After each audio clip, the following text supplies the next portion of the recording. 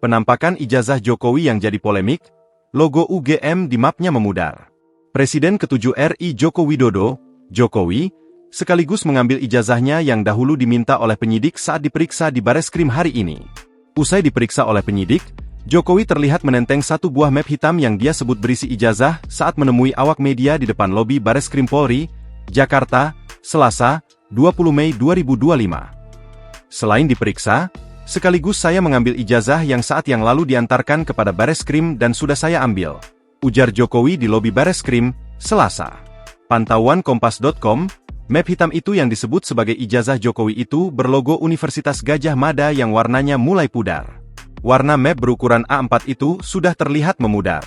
Di atas logo UGM terdapat tulisan Universitas Gadjah Mada dan IR Joko Widodo. Nama Jokowi yang tertera di buku hitam itu juga terlihat sudah memudar. Begitu juga keterangan di bagian bawah yang tidak lagi bisa dibaca.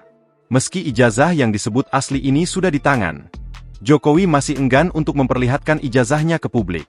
Jokowi mengatakan, ijazah ini akan ditunjukkannya nanti saat dibutuhkan di persidangan.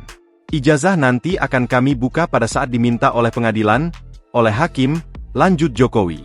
Pengacara Jokowi, Yakub Hasibuan, mengatakan, ijazah-ijazah Jokowi ini sempat dibuka di hadapan penyidik.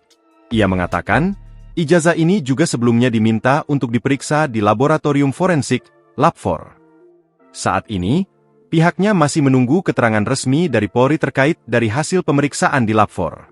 Download Tribun X sekarang, menghadirkan lokal menjadi Indonesia.